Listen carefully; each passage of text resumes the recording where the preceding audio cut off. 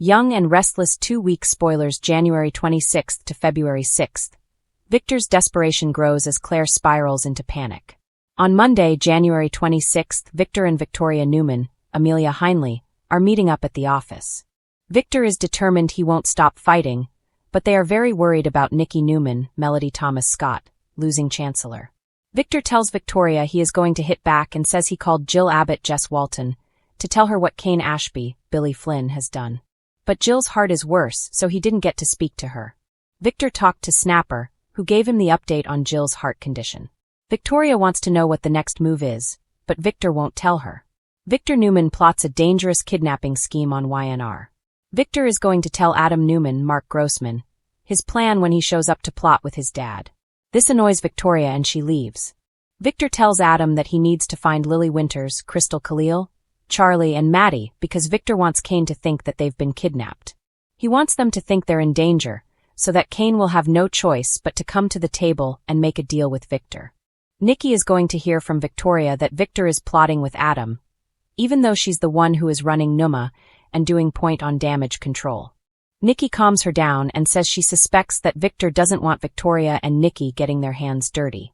They conclude that whatever Victor and Adam are up to is probably dangerous and possibly illegal. Harrison plays matchmaker for Kyle and Claire on Young and the Restless. Claire shows up in an absolute panic after she gets an emergency text from Harrison Locke, Redding Munsell. Kyle Abbott, Michael Mealer, is there at the mansion and he got the same text, but it turns out Harrison tricked them both. At first, he claims he needs Claire and Kyle's help with a school project, but it becomes clear right away that he's playing matchmaker.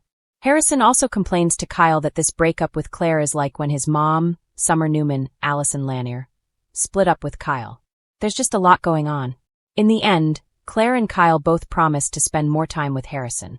Claire gets a text to meet Holden Novak, Nathan Owens, but then she lies about where she's going because she knows that Kyle will be snarky about it. He tells Claire he doesn't mind Victor getting what he deserves, but he feels bad for the rest of the Newmans. They're both glad that Nikki and Jack Abbott, Peter Bergman, are still friends despite all of this trouble. When Claire leaves, Harrison asks Kyle if he misses Claire as much as he does, and Kyle says yes, he misses Claire. YandR spoilers. Noah and Sienna plan a future in Los Angeles. Nick Newman, Joshua Morrow, and Sharon Newman, Sharon Case, are back from a doctor visit. Nick got more painkillers and didn't have to go back into the hospital, which is good. Sharon and Nick start talking about how if Victor loses Newman Enterprises, it's going to crush his dad. Sharon thinks this is all going to blow up in Phyllis Summers' Michelle Stafford face. Nick says sorry to Sienna Bacall, Tamara Braun, and Noah Newman Lucas Adams about lashing out before when they show up. They just came from seeing Michael Baldwin, Christian Jules LeBlanc. It turns out Noah convinced Victor to give Sienna all of Matt Clark's, Roger Howarth, assets that he took from him with the AI, except for the shadow room, which Victor gave to Noah. Sienna is free of Matt Clark. Michael also told Sienna that he can get her marriage to Matt annulled for fraud because he lied about who he was. Noah is planning to run the shadow room remotely from Genoa City. Sienna also tells them that Matt was handed over to the police and is facing life in prison. Mind you, nobody's actually seen that. Noah says he hopes Mariah Copeland, Cameron Grimes, is home soon so she can meet Sienna. But then she tells Noah she's not planning to stay around Genoa City for long. Sienna tells Noah she's going to go back home to Los Angeles. He tries to talk Sienna into staying, and then Noah says he'll just go to Los Angeles with her, and he and Sienna can run the shadow room together. Young and the Restless spoilers. Mariah Copeland's mental health spiral and biological ties. On Tuesday, January 27th, we've got Victor hurling threats at Phyllis and Kane, and he puts them on notice. We've also got Mariah going even darker. A hallucinated Ian Ward, Ray Wise, has convinced her to do a bad thing with Dominic Chancellor, Ethan Ray Clark. Just real quick, because I've seen comments here and on Soap social media with people kind of confused by Abby Newman's, Melissa Ordway, whole dialogue about Dominic not growing in her stomach, but still having things in common. That is based on the history where Chance Chancellor, Connor Floyd, and Abby were married, he was infertile, and she couldn't carry a baby. It was Abby's egg and Devin Hamilton, Brighton James, was the sperm donor. Mariah was their gestational surrogate, so she has no biological tie to Dominic. Dominic is biologically Abby's and Devin's child. Her dialogue saying that she still has things in common makes sense because the kid is 50% her and 50% Devin. YandR spoilers. Sally Spectra pressures Billy Abbott over Chancellor. Also this week, Billy Abbott's Jason Thompson, mad at Sally Spectra, Courtney Hope, because she called Jill to tell her that Billy may leave AbbottCom. He's so upset and says he should have been the one to talk to his mom. Sally says that she talked to Snapper, not Jill, because his mom is too sick to talk. Billy's mom has taken a turn for the worse, and he's quite upset to hear this. Sally has Billy backed into a corner, and she's not going to let up about Chancellor. On Wednesday, January 28th, Audra Charles Zuleika Silver gets a tempting offer, maybe from Sally.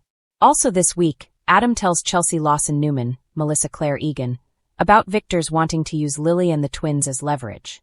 Chelsea wants to know if Victor's going to kidnap them, or if they're going to get hurt.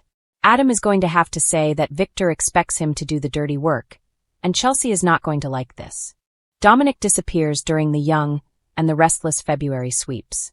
Dominic disappears and Devin and Abby are frantic. They're running around the house, the staff hasn't seen him, and he's not on the grounds. Abby is panicking because it's getting dark. Nate Hastings, Sean Dominic, comforts Victoria on Wednesday. On Thursday, January 29th, February sweeps kick off with Adam rethinking something. I don't think he wants to do what Victor wants him to do with Lily. Chelsea spills to Nikki, and may tell her about Victor's plan. Claire and Kyle need some closure, and talk about unfinished business between them. On Friday, January 30th, Mariah is on the move, and it may be with Dominic. Phyllis is facing Nick and Sharon's wrath. They blame her for the Newmans' downfall. I'm sure Phyllis is going to lie, deny, and defend her actions. Abby and Devin get stunning news. The high price of revenge for Phyllis and Kane on Young and the Restless. The week of February 2nd through the 6th is the first full week of February sweeps. I don't think Matt Clark done yet. I doubt that his reign of terror ended so easily and teetering on the edge of chaos, and these next 2 weeks on the Young and the Restless promise shock, betrayal, and explosive drama that could reshape the Newman empire forever. As January bleeds into February, the focus zeroes in on Victor Newman, whose usual iron grip on his family and company is slipping, and Claire, whose mental unraveling is setting off alarms for everyone close to her. Victor Newman, the indomitable titan of Genoa City, is usually 3 steps ahead of everyone. But these weeks, even he is feeling the creeping shadows of vulnerability. Victor's desperation is reaching a fever pitch, fueled by a series of setbacks that threaten to unravel everything he's fought to build. The man who once controlled the boardroom, the courtroom, and the living rooms of every Newman family member, now finds himself facing resistance from the one person he least expected, Claire. Claire's spiral into panic is the catalyst for Victor's anxiety. Once the composed and calculating heiress, Claire has been cornered by circumstances she cannot control. Pressure from her father, mounting corporate responsibilities, and the looming presence of Adam's machinations have created a perfect storm. Early episodes show Claire visibly shaken during board meetings, her confidence crumbling as Victor pushes her harder than ever. Her hands tremble, her voice falters, and her decisions become erratic, hallmarks of someone teetering on the edge of a breakdown. Victor's desperation grows because he cannot simply force Claire to comply.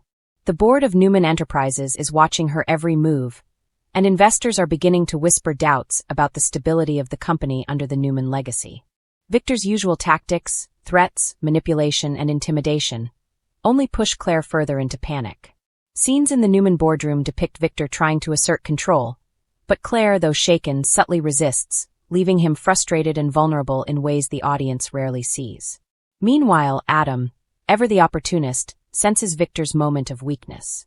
Adam's schemes to claim leverage over both Claire and the company gain traction, as he quietly exploits Claire's panic to destabilize the Newman empire from within.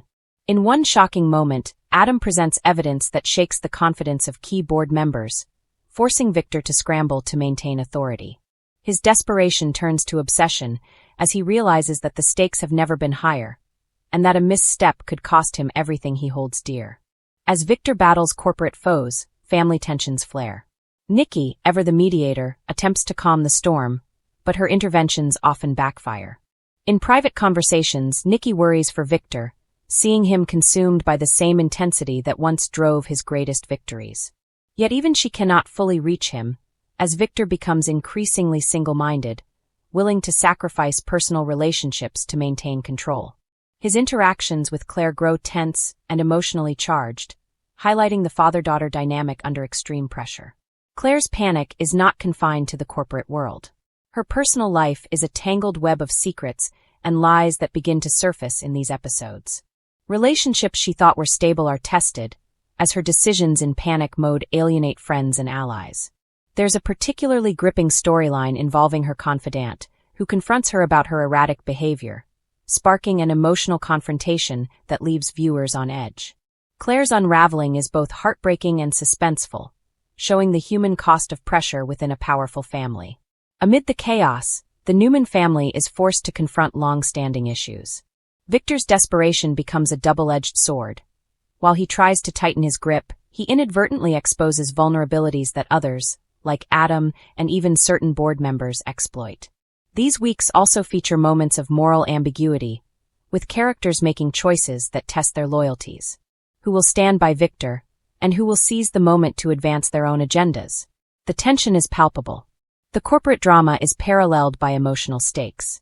Claire's panic leads to impulsive decisions that could jeopardize Newman Enterprises, but also threaten her own sense of self. Scenes of her struggling to maintain composure in public, followed by private breakdowns, are raw and riveting. Victor, witnessing his daughter unravel, experiences a rare vulnerability. His usual confidence is shaken, leaving him desperate for solutions he cannot simply command. These interactions deepen the emotional resonance, making viewers invested in both the personal and professional fallout. Adding fuel to the fire, secondary storylines intersect with the main drama. Employees at Newman Enterprises whisper, alliances shift, and the tension within the boardroom mirrors the tension within the family. The next 2 weeks see a cascade of shocking developments, including surprise betrayals and sudden confrontations that test loyalty and cunning alike. Victor's desperation becomes increasingly visible, and the audience is left wondering how far he is willing to go to protect the Newman legacy, and whether he can save Claire from her own panic before it's too late. By the end of this 2-week arc, the stakes are set for even bigger revelations. Claire's panic is not just a personal struggle. It is a catalyst for upheaval in the corporate and family realms. Victor's desperation, amplified by Adam's opportunism, sets the stage for confrontations that could redefine relationships and power dynamics in Genoa City. The tension between control and chaos, father and daughter, and ambition versus loyalty reaches a boiling point, promising a cascade of drama that will leave viewers on the edge of their seats. Ultimately, these episodes reinforce the central truth of The Young and the Restless. Power, family, and personal vulnerability are always intertwined. Victor's desperation and Claire's panic show that even the most powerful families are susceptible to the pressure of secrets, ambition, and human frailty. As the calendar turns from January into February, Genoa City braces for the fallout, and viewers are left anxiously anticipating every twist, betrayal, and revelation. These 2 weeks promise suspense, heartbreak, and jaw-dropping drama. Victor's empire teeters, Claire's mind frays, and Adam's manipulations grow bolder. In a world where loyalty is fleeting and power is everything, only one thing is certain. No Newman will emerge. Sat in his office, the faint hum of the city below Gotham-like in its pulse. But Genoa City had never felt more like a battlefield. His fingers drummed on the polished mahogany desk, each tap echoing a plan forming, dark and precise. Victor was no stranger to schemes. He'd bent enemies, ex-lovers, and even his own family to his will. But this time, he wanted something more audacious. Riskier. Something that would leave the Newmans untouchable, and those who dared oppose him broken. His target? Adam Newman's latest conquest, Tucker McCall's company. Adam had been riding high, the young Newman feeling untouchable in his father's shadow. Victor's pride and power demanded a show of dominance, but simply cornering Adam in a boardroom or threatening him with corporate maneuvers felt pedestrian. Victor wanted a message that would echo through Genoa City like a thunderclap. And then it struck him, a kidnapping. Victor didn't have to stoop to common criminal behavior. No, he was Victor Newman. This would be meticulous, elegant, and terrifying in equal measure. He leaned back, picturing the scene. Adam being whisked away, blindfolded, uncertain, but safe just barely, because Victor wasn't a murderer. Not yet. But the psychological blow, that would be exquisite. Calling in his most trusted, though morally flexible, associates, Victor began outlining the plan. Nikki had her suspicions, as always, but Victor assured her with a calm smile that all would be well. Of course, Nikki didn't need convincing. She had grown accustomed to Victor's methods. Still, there was a tension between them, the unspoken fear that sometimes his brilliance veered into danger even she couldn't mitigate. Victor's first move involved shadowing Adam's schedule. Every meeting, every casual dinner, every whispered conversation was documented by Newman Enterprises' most loyal operatives. Victor wasn't one to leave anything to chance.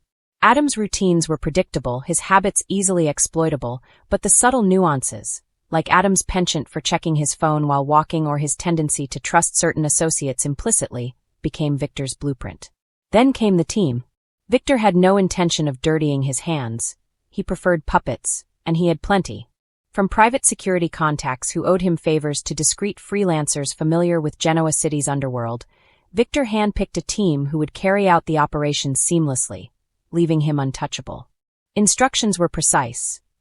Adam was to be taken, kept somewhere secure, and provided just enough comfort to ensure cooperation without panic. The message needed to be clear. Victor Newman is in control and Adam Newman is expendable if crossed. As the day approached, Victor's mind wandered to the implications. Victoria, ever the moral compass, would be horrified if she ever learned. Nicholas would likely try to intervene, but even he couldn't match the meticulousness Victor demanded. And then there was Adam. Victor couldn't help but smirk at the thought of the young man's arrogance collapsing under the weight of fear and uncertainty. Adam had always considered himself untouchable, yet his father's shadow loomed larger than he ever imagined. The abduction was flawless in execution. Adam, lured by the promise of an important business meeting, barely had time to react before he found himself in a luxury van, blindfolded and immobilized only enough to prevent escape. Victor's plan ensured there was no real danger. Yet, the thrill was in the control, in watching someone so confident become utterly vulnerable. While Adam struggled with fear and confusion, Victor sat in his office, surveying the operation on discreet monitors. Every movement, every whispered word from the operatives, every heartbeat of his meticulously orchestrated plan was under his control. But Victor was never content with simple intimidation. He wanted the psychological edge, the slow unraveling of Adam's certainty. Hours passed, and Victor allowed the tension to build. Adam's panic ebbed and flowed. He shouted at the darkness, cursed, even pleaded, but Victor remained calm. The message would come directly from him. At precisely the right moment he appeared, not in person of course, but through a carefully set-up video feed. Adam's face, pale and strained, reflected the calculated wrath Victor projected through the screen. Adam, Victor's voice was calm, icy, and undeniably commanding. You've been walking a dangerous line. I've tolerated enough foolishness. But now you understand what it means to cross me. Adam's words were defensive, frantic, but Victor let them hang in the air. He didn't need to speak further. The silence itself was a hammer. Back at Newman Enterprises, Victoria, Nikki, and even Nicholas began sensing something was off. Victoria's sharp instincts told her Adam might be in real danger, but the logistics were elusive. Victor's plan was too seamless, too perfect. He'd woven a web that even his closest allies couldn't unravel immediately. By nightfall, Victor allowed Adam's release, but not without consequences. Adam returned home shaken, a shadow of arrogance replaced with genuine fear. Victor's plan had succeeded. Adam now understood his father's reach, his authority, and his capacity for extreme measures. The business negotiations with Tucker McCall became secondary to Adam's survival instincts, which Victor subtly exploited in every boardroom interaction thereafter. Yet, Victor's scheme wasn't just about Adam. It was a warning to Genoa City. Cross the Newmans and pay the price. Tucker would think twice about business maneuvers. Victoria would tread carefully, aware of her father's shadow looming over her career ambitions. Nicholas would weigh every action, knowing the stakes of defying a Newman. And Adam would never again take his family's power for granted. Victor Newman's genius lay not just in wealth or influence, but in his ability to manipulate fear itself. And with this kidnapping plot, executed with precision and delivered with calculated terror, Victor solidified his dominance once more. The city would whisper of his audacity, but none would challenge him, at least not openly. As Victor finally leaned back in his chair, his mind already racing with the next move, he allowed himself a rare moment of satisfaction. There was a thrill in being untouchable, in bending the world to his will, in demonstrating that the Newman Empire, and the man who commanded it, was a force of nature. Victor Newman didn't just win battles. He orchestrated fear, loyalty, and obedience with the finesse of a maestro. And Genoa City, for all its chaos, was buzzing with the usual mix of ambition, gossip, and high-stakes drama. But one small corner of town seemed to be quietly brewing a storm that could rival any corporate boardroom showdown. Harrison, the youngest Newman in the family, had recently discovered an unexpected talent: matchmaking. And his latest target was none other than his close friends, Kyle Abbott and Claire Mitchell. It all started innocently enough. Harrison had been spending more time at Chancellor Winters Park lately, walking off the tension that came with being the child of two very competitive families. He watched adults negotiate, argue, and occasionally crash into disaster. But the kids, he realized, had their own drama. Kyle, always so serious and responsible, and Claire, with her sharp wit and impulsive streak, had become frequent companions for him during his playground adventures. Harrison noticed the subtle chemistry between them long before anyone else did. The way Kyle's eyes softened when Claire laughed at one of his awkward jokes, the way Claire always seemed to seek out Kyle's opinion on everything from fashion choices to business moves. Harrison saw it all. He knew that if anyone could bring these two together, it was him, armed with nothing but childlike cunning and the boldness only a 10-year-old could muster. His first attempt was subtle. During a family dinner at the Abbott mansion, Harrison made sure to accidentally sit Kyle and Claire next to each other. He asked them both for help with a tricky board game, knowing it would require teamwork. Claire, competitive by nature, eagerly joined in, and Kyle, despite his initial hesitation, couldn't help but smile at her energy. By the end of the evening, they were laughing together, their earlier awkwardness melting into a comfortable rhythm that Harrison quietly celebrated from across the table. But Harrison wasn't content to stop there. He had a plan, a full-blown strategy that he dubbed Operation Love in Genoa City. Step 1. Create shared experiences that couldn't be ignored.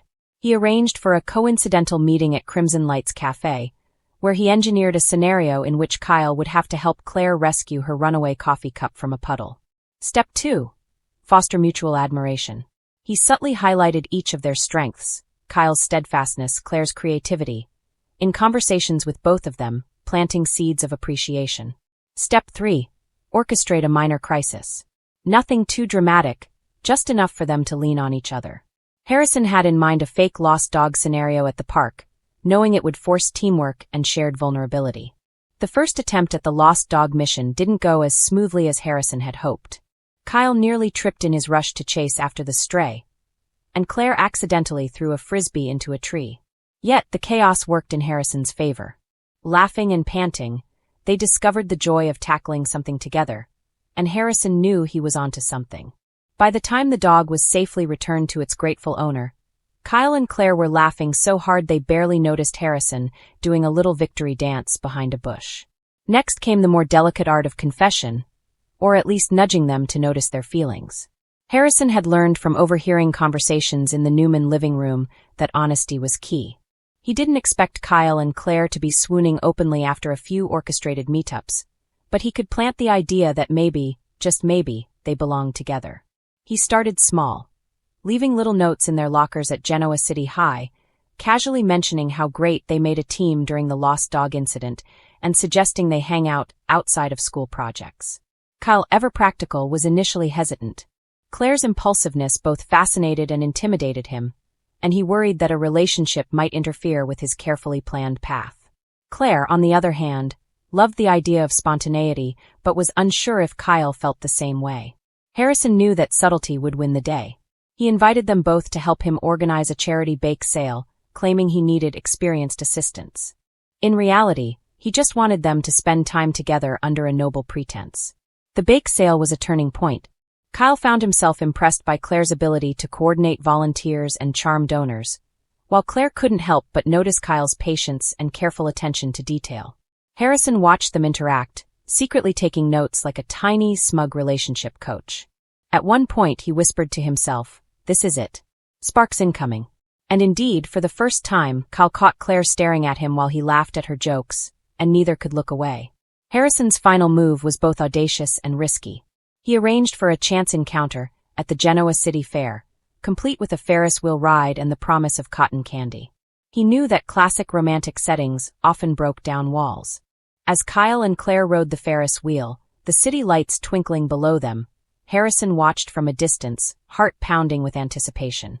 When Kyle complimented Claire on her courage to ride despite her fear of heights, and Claire laughed at Kyle's corny jokes without restraint, Harrison's little heart swelled with pride.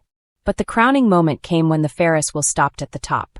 Harrison had secretly ensured it would pause long enough for a meaningful exchange. Kyle looked at Claire, realizing that he admired her more than he had allowed himself to admit. Claire looked back and her eyes softened. No words were exchanged, but a shared understanding passed between them. Harrison, watching from below, felt a thrill of success that no boardroom victory could match. The next day at school, Harrison made a casual comment that would change everything. "So, are you two officially a team now?" Kyle and Claire exchanged awkward, yet undeniably affectionate glances. Neither could deny the connection that had been growing for weeks, carefully nurtured by Harrison's relentless matchmaking. And while they didn't immediately declare their feelings in front of the world, there was a new energy between them. A spark of potential, a promise of romance that only a child's determination could have orchestrated. By the end of the week, Harrison had successfully engineered what even the most seasoned adults in Genoa City would have struggled to accomplish. Kyle and Claire were slowly, cautiously stepping into the possibility of love. And as he sat back, munching on leftover cotton candy from the fair, Harrison realized something profound. Sometimes the youngest voices, the ones no one expects to influence, could make the biggest impact. In Genoa City, where power plays and corporate battles dominated the headlines, a 10-year-old Newman had quietly changed the course of two lives. Kyle and Claire's relationship, still fragile and new, had taken its first steps toward something extraordinary. All thanks to Harrison's unwavering faith in a little magic, a lot of strategy, and the undeniable power of a well-timed Ferris wheel ride. Harrison smiled, already plotting his next move. After all, if he could orchestrate love in Genoa City, who knew what else a determined Newman child could do?